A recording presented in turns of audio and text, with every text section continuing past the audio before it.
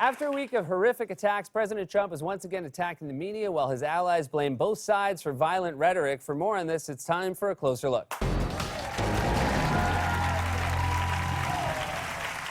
In moments of crisis like this, it is clear that Trump is not only incapable of providing the moral leadership expected of a president, he's just incapable of being human. I mean, look at him. The guy doesn't even know how to close an umbrella. And then when he can't close it, he just leaves it there. Trump's the kind of rich ass who, when his car runs out of gas, just leaves it on the side of the road. It's me, the Bentley's broken. No, it's broken again. Before Trump put the umbrella down, he spent 10 minutes just yelling at it. Umbrella, close. Siri, close umbrella. Alexa, fire Siri. In fact, Trump is so incapable of mustering even the basic level of empathy that after the horrific anti-Semitic attack at a synagogue in Pittsburgh on Saturday, he decided to keep all of his political events. And in one event, he told the crowd he had considered canceling, not because of the attack, but because his hair was wet. Somebody just said, your hair looks different today. I said, well, I was standing under the wing of Air Force One doing a news conference early this morning, a very unfortunate news conference. And the wind was blowing and the rain, and I was soaking wet. And that's what I ended up with today. And I said, well, at least you know it's mine.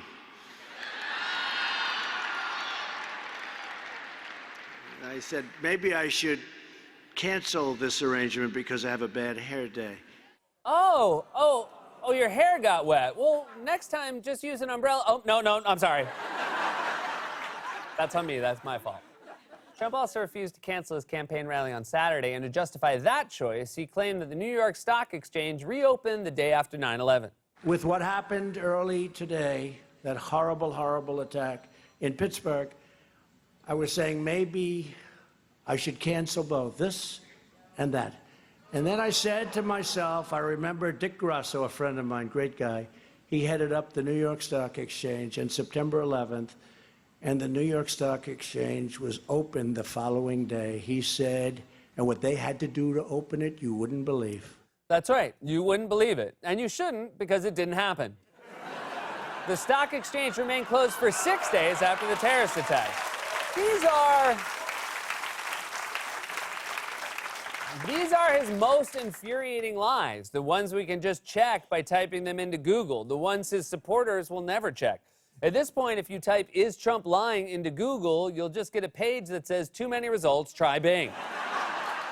Trump just lies freely. He imbibes conspiracy theories from media outlets like Fox News, and then he spews them to his supporters. For example, after mail bombs were sent to a dozen targets of Trump's rhetoric, including leading Democrats and CNN, prominent conservatives on Twitter and Fox News began floating the theory that the bombs were a so-called false flag meant to help Democrats in the midterms. Fox Business Network host Lou Dobbs sent out this tweet, writing, "Fake news, fake bombs. Who could possibly benefit by so much fakery?" We have the worst right-wing bomb maker in history, or we have a false flag operation. The fact that these bombs have not gone off is a great indication that I feel these are false flag bombings.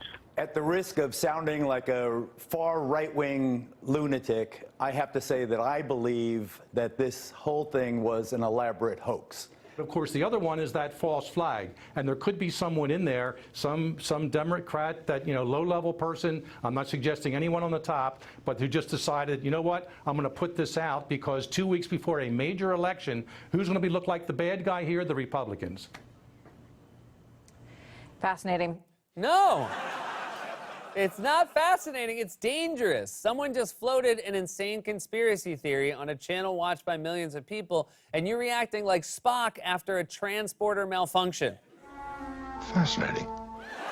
Now, Geraldo Rivera, who claimed the bomb's a hoax, did take it back after an arrest was made, tweeting, "Never mind, outsmarted myself in conjuring false flag operation designed to hurt Donald Trump and GOP."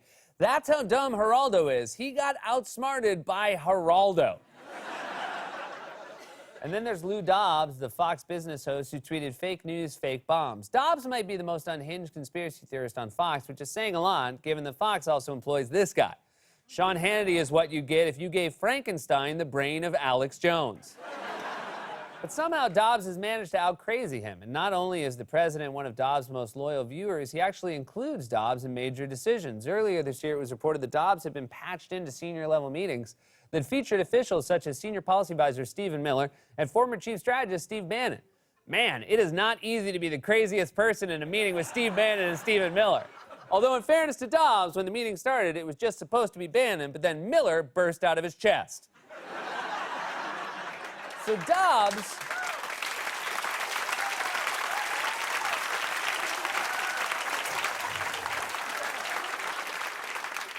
So Dobbs was one of many prominent conservatives on TV and social media spreading baseless conspiracy theories, and even before the suspect was identified, he was on TV blaming Democrats for violence against Republicans. Although watch as he tries to get through this segment, has trouble reading, and just gives up. Be sure to vote on our poll tonight. Do you believe it's time for Democratic leaders to denounce acts of violence against Republicans as President Trump targeted Democrats? Cast your vote on Twitter at Lou Dobbs. Oh, my goodness. Sounds like Grandpa took too much Lunesta. Grandpa, the bottle's empty! So this is what the president is consuming all day and then turning around and spewing to his audience. In fact, just hours before an arrest was made in the bombings on Friday, Trump went on Twitter to again attack CNN, which just days earlier had been the target of a mail bomb. Funny how lowly rated CNN and others can criticize me at will, even blaming me for the current spate of bombs and ridiculously comparing this to September 11th and the Oklahoma City bombing. Yet when I criticize them, they go wild and scream, it's just not presidential. That's because it's their job to cover you. Your job is to be president. They're two different jobs. You're like a guy who goes in for a checkup and says, funny how the doctor can check my prostate, but if I try to check his, I get arrested. But somehow, that wasn't even the most disconcerting thing about that tweet. It's that Trump tweeted it at 3:14 a.m. Why is the president of the United States up at 3 in the morning tweeting insults about a news network? Is he having trouble sleeping? Maybe you should try taking whatever medication Lou Dobbs is on.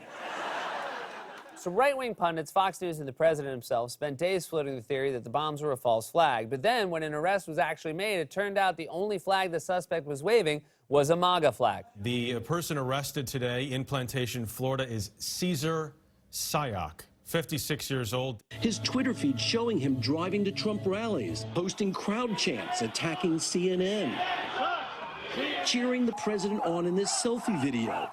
Another recorded as the president spoke. This morning, the FBI seized this white van owned by Sayoc that was covered with pro-Trump stickers. This is his van. It is plastered with photos of President Trump and Vice President Pence. It shows pictures of former President Obama and Hillary Clinton, and it includes a sticker that is critical of CNN. Man, I didn't think it was possible to make a white van even creepier, but he did it. And yet, even after we found out that the suspect was a Trump fan, the president and his allies blamed the recent spate of violence on both sides. Everyone has their own style.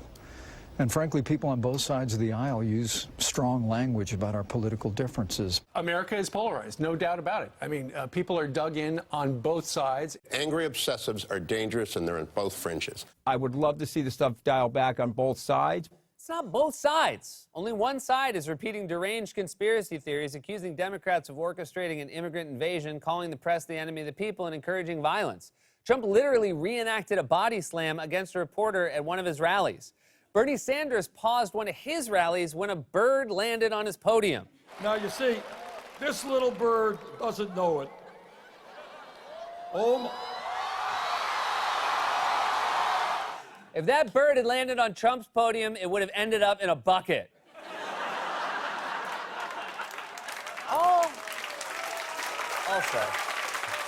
Also, can I just ask, why is Anthony Scaramucci still on TV? If you're an ex-Trump aide, you shouldn't get more time commenting on the White House than you had working inside the White House. Scaramucci should have been on TV for 9 days max and then gone back to what he was doing before, parking BMWs at Caesar's Palace. There's no use in waiting for moral leadership from a president who is so obviously unwilling to provide it. The only option is to vote for people who will. And maybe while we're at it, we could elect some people who know how to use an umbrella. This has been A Closer Look.